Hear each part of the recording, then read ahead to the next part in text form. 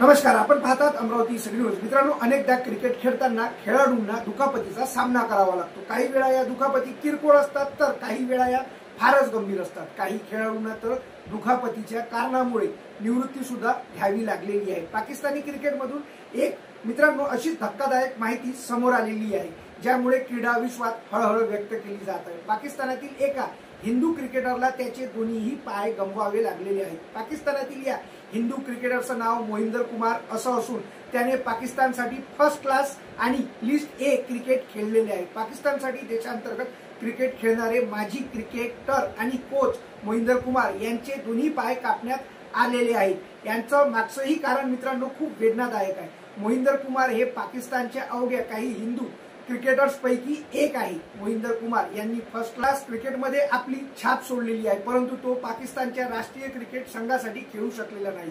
काही काळानंतर त्यांनी क्रिकेटमधून निवृत्ती जाहीर करून क्रिकेट कोच म्हणून काम सुरू केलं। पाकिस्तानकडून देशांतर्गत क्रिकेट खेळलेले मोहिंदर कुमार हे मागील काही वर्षापासून डायबिटीसचे रुग्ण होते। डायबिटीसमुळे त्यांच्या पायात इन्फेक्शनही झाले होते। ते पायाचे इन्फेक्शन इतकं वाढलं की त्यामुळे त्यांच्या जीवाला धोका निर्माण मित्रांनो झालेला होता।